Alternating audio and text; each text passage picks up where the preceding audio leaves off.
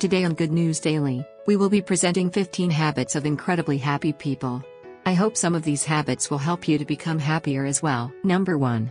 Think of yourself less. From C.S. Lewis, don't think less of yourself as a person, but think of yourself less, focusing more on betterment of yourself for the sake of those around you, rather than for your own ego. Number 2. Be busy, but not rushed. Easier said than done, right? Quite true, because although the research shows that feeling rushed is a one-way street to stress and unhappiness, it also notes that less and less people can find that happy medium of being just busy enough. It seems strange that being very productive would cause one to be happy, but studies suggest that balanced free time is key, as too much boredom can be burdensome. Strive for a productive life at a comfortable pace. Often in finding this balance, you'll have to find out how to say no to things. Number 3. Have 5 close relationships. Relationships are perhaps the most important thing, without exaggeration, when it comes to overall life satisfaction, at least for most people. I'm not telling you as your new age life coach, I'm telling you because I've seen multiple studies that show having a close group of people in your life can keep you happy for life. It can also help you live longer. Number 4. Be proactive about your relationships. Oftentimes a relationship can go sour if you let it go on autopilot, and there are few things worse for happiness than losing a close companion. Regularly check in with good friends, around 2 weeks for very close friends. Celebrate the good things in their life, let them know through active and constructive listening, not just saying that's great to hear. Don't be a conversational narcissist. Studies show people love hearing themselves talk and talking about themselves, so let them. Taking care of yourself is a part of taking care of others. In this way, your mutual dedication to improving yourself benefits both of you. Number 5. Move beyond the small talk. Great minds discuss ideas, average minds discuss events, small minds discuss people. Eleanor Roosevelt's quote has certainly made its rounds on many a Facebook feed, but is there any truth to it? According to one study, small talk, instead of predicting your intelligence, may instead actually hinder your happiness. To be fair, the researchers note that small talk is obviously important for smoothing into social conversations, especially with new acquaintances. In the long term, however, a happier life is choose trivial chatter in favor of longer, more thoughtful conversations. In general, talking with others is a good thing for our happiness, but when the conversation is always superficial, it begins to take a toll. Matters of substance. Deep conversations are often those we reserve for close friends and family, which again explains why close relationships are so important for our happiness. Number 6. Treat yourself, the small pleasures matter. Surprisingly, the research has shown that you need to have small wins along the way in order to be truly happy. Across many different domains, happiness is more strongly associated with the frequency than the intensity of people's positive affective experiences. This is confirmed by many studies dealing with SWLS, Satisfied with Life scale, which shows that regular small pleasures had a bigger impact on happiness than fewer larger ones. Perhaps this is why it's often so difficult to put off what we want now for what we want later, so beware of the trap here. Tough accomplishments that have to be earned oftentimes result in a happier day-to-day. Working hard to get a promotion, start a successful business, win an award, get in shape, etc. Clearly a little treat and consistency now and then can go a long way for your happiness while you make plans for your big goals. Number 7. Plan fun, and spend money on experiences. A variety of research shows that most people are far more happy when buying experiences versus buying material goods. You've likely heard this before, but why is this the case? According to the literature I've read, experiences trump material purchases, in general, for the 5 following reasons. Experiences improve over time. A great experience tends to age like a fine wine. While researchers have noted that physical items can get old quickly, experiences can be relived and shared for years.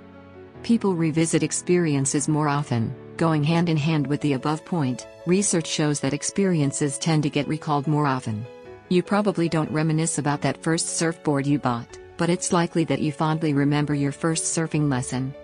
Experiences are more unique. Say what you want, but people love comparing themselves, and they prefer to stand out if they're able. Since purchases are often so common, Researchers note that we are more likely to compare what we buy with others, which can result in buyer's remorse. But experiences always have a bit of a unique twist to them, so we are far less likely to make comparisons, and simply enjoy them as they are, relishing in their unique nature. We adapt slowly to experiences. Consumer research shows that another reason why experiences seem so awesome to us is that it takes our brain longer to get used to them. Have you ever felt really energized coming back from a great show/dinner/vacation? It's less likely that a purchased item kept you excited for that long, and it's because we are better able to adjust to material purchases. Experiences are social. Human beings are social animals, that's a fact. Experiences get us out of our house, an epidemic in some countries, and sometimes out of our comfort zone, which is a fantastic way to kill habituation. Number 8. Keep your eye on the prize. Research has shown that there seems to be some sort of connection between delayed gratification and overall life satisfaction. People with self-control seem to be happier with life. Since delayed gratification has consistently been shown to be dependent on the strategic allocation of attention, it seems apparent to me that discipline in this regard is really dependent on creating systems to avoid the use of willpower. The best way to make sure you stick to the straight and narrow path that you desire is to set up barriers to prevent you from going astray, akin to guardrails on a bowling lane. Number 9. Show appreciation for someone for increased happiness. Showing gratitude for someone, or even for what you have, boosts happiness by a noticeable level. One study found that writing thank you notes, or just a nice letter, was an effective method of increasing happiness and life satisfaction. There are a lot of fringe benefits to this as well. People rarely get handwritten notes much anymore, so they stand out over a thanks via text. Handwritten letters are also a great way to start the process of reciprocity. Though you should be sending them out of sincere appreciation for someone, remember that true networking is about helping and letting people know that they matter to you.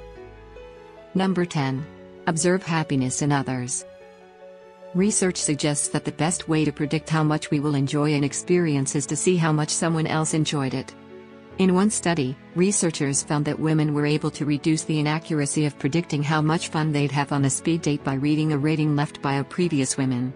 In other words, learning about someone else's experience is a far better way for us to internally evaluate if we will enjoy it as well. Number 11. Change your perspective. In one study, researchers found that the simple act of listing 3 good things that happened that day, no matter how small, increased happiness and decreased depressive symptoms. Furthermore, putting yourself in someone else's shoes, and avoiding a pessimistic outlook, really can make you feel better about your situation. Perhaps most interestingly, a change in view can have a really big impact on your overall happiness. So the next time you hear advice that you should believe in yourself and appreciate what you have, know that it's not as superficial as it might seem. Number 12. Pick a skill, master it. Excellence in anything increases your potential in everything. Regularly engaging in your signature strengths is a great way to feel better about yourself. The long and short of it is that you should find something to excel in, and do it as often as you can. Giving a single skill/task/achievement enough time for mastery may allow for an exceptional experience in itself. Research has suggested that mastering a skill may be just as stressful as you might think. Researchers found that although the process of becoming proficient at something took its toll on people in the form of stress, participants reported that these same activities made them feel happy and satisfied when they looked back on their day as a whole. Number 13. Aim high. Goals really do seem to add a sense of meaning, direction, and focus to life that can easily become absent if we don't have anything we are currently striving for. Making progress on a concrete goal doesn't just activate positive feelings, but can also stave off negative emotions, including fear and, non-clinical, depression. Setting ambitious goals tends to make people happier. Number 14. Exercise. Exercise is a proven strategy for feeling better, increasing your energy levels, and reducing tension. And to prove that you should get started today if you currently don't exercise, one study showcased how self-image improved, even when body shape didn't change, for participants just by exercising. Yes, starting to exercise may suck at first, but even taking the first step with a 7-minute exercise may be enough. Research suggests that a high-intensity session for just 7 minutes can offer a slew of health benefits. Not only that, those who are just getting started often see the biggest boost in happiness. The release of endorphins has an addictive effect, and more exercise is needed to achieve the same level of euphoria over time. Number 15. Don't let time slip away.